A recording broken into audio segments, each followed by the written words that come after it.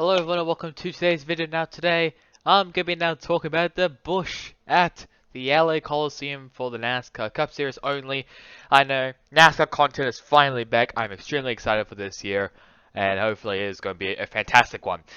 So just a reminder as well that the next race after the LA Coliseum, even though it was just being finished, it will be the two duels which will be happening at Daytona Beach, Florida, both of them on the February of 17th. So on the way onto the Daytona 500, I will be making a little separate video about all of the changes that has been happening for the three premier series of NASCAR, Trucks, Xfinity, and Cup.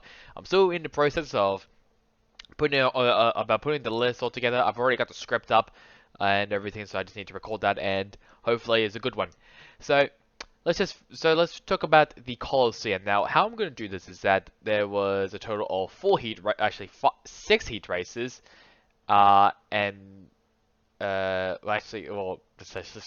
four heat races and two LCQs. So basically, two last chance qualifier races. I'm going to be going through all of those, including the official race. But I won't be talking about the events or the cautions that happened during the heat or the last chance qualifiers. I'm going to mainly talk about the races events. So let's get right into it. First off with Heat 1. That was won by Kyle Busch, who I think also started first place if I remember correctly. Daniel Suarez, Ricky Stenhouse Jr., Ryan Blaney. I think the top four has made it into into the main event if I remember correctly. So Kyle Busch, Daniel Suarez, Ricky Stenhouse Jr., and Ryan Blaney made it in. Then Denny Hamlin, Ross Chastain, Todd Gilliland, Eric Almirola, and BJ McLeod had to make it to the LCQ. I might be wrong about Hamlin though, but yeah. Heat 2, that was won by Tyler Reddick, Chase Briscoe, Austin Dillon, and Cole Custer. Top four. Bubba Wallace, Alex Bowman, Warren Truex Jr., Harrison Burton, and Brad Keselowski will be racing the LCQ. Heat 3, Justin Haley, then William Byron, Christopher Bell, and Chase Elliott, then AJ Allmendinger, Kevin Harvick, Chris Buescher, Cody Ware, and Corey LaJoie. So 5th through 8th will be competing for I think a couple of spots in the LCQ, and then finally in Heat 4 it was Joe Logano, then Kyle Larson, Michael McDowell, and Eric Jones, and then Austin Cindric, Ryan Preece, Kurt Busch, Landon Castle, and Ty Dillon had to make it via the LCQ. So let's talk about the last chance qualifiers. So this is the first one.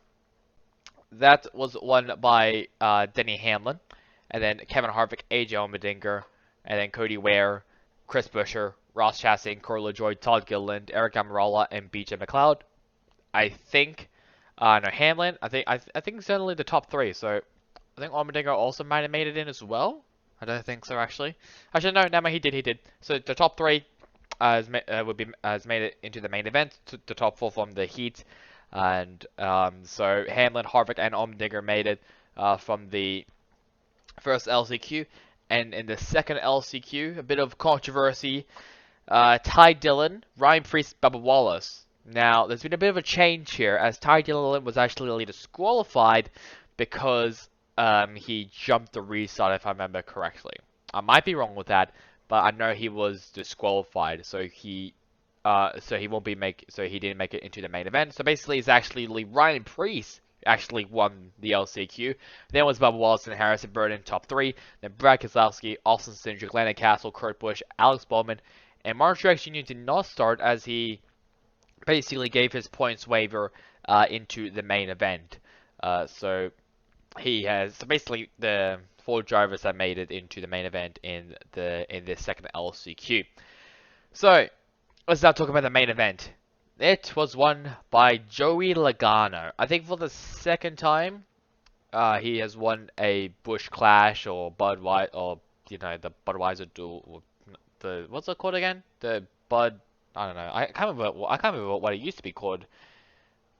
Not obviously the Sprint Unlimited or the Budweiser Shootout. There we go. Whatever. Like the first races. Before Daytona.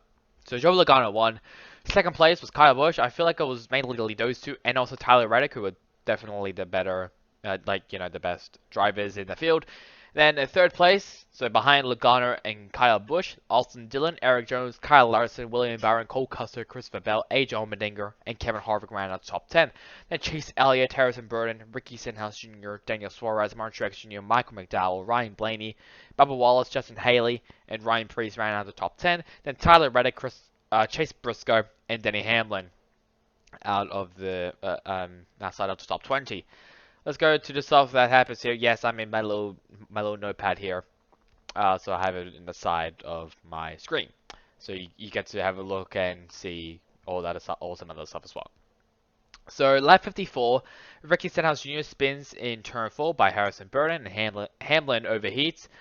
Reddick breaks a transaxle, so this is obviously the first time NASCAR has a transaxle in the car. And Briscoe also radios in a broken transaxle. So I think, yeah, so both Reddick and Briscoe had a transaxle problem, which is obviously really, really bad because they can't drive the car. Lap 66, Chase Elliott spins in turn 2 after getting a little nudge by Ryan Blaney, but not into the corner, just on the straightaway. It definitely looked like something broke there. In lap 75, Logano gives Kyle Busch a shove on turn 4, passing him into the lead. Lap 114, Blaney is slow. I can't remember the problem. I think it was all fixed though. Lap 116, this was the thing that everyone has been talking about, other than Ice Cube, Pitbull. That was a DJ. I can't remember what was his name, and I apologize for that. But I know Pitbull and Ice Cube were there. I can't remember who the rapper is, and I feel really, really bad for that. Lap 116, Kyle Larson pushes Justin Haley into the inside wall in a restart. So they've been like battling for a little bit. Let me just get my epic pen out. So they've been just like battling up for a little bit, and wasn't really loves and roses for Larson, who obviously finished in 5th place, and then Haley, who finished it down in the 19th place. Not great, obviously, but the reason I think was mainly because it was, so basically I think it was going to the restart or something.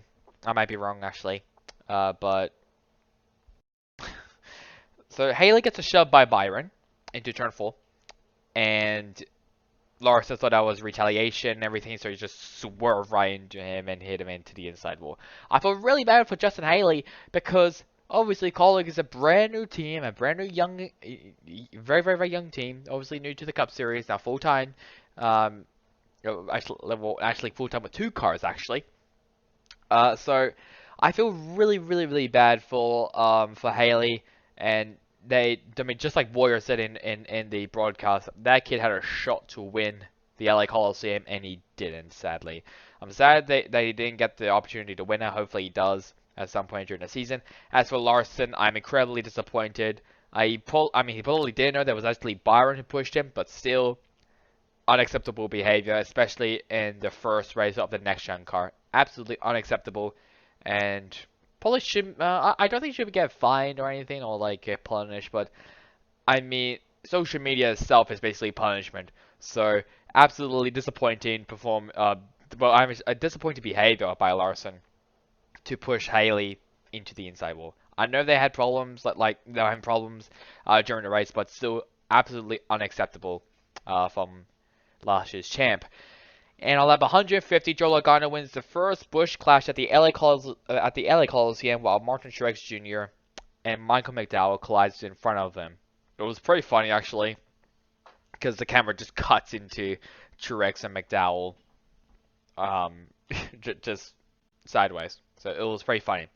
But yeah, that's really about it for the LA Coliseum. Just a reminder that the duels will be on February 17th for duels 1 and 2 for Daytona for the Cup Series. As for the Xfinity Series, it is still Daytona, including the Truck Series. If I can, there we go. So there is, so there's Daytona on February 19th, and the Truck Series will also start at Daytona at February 18th.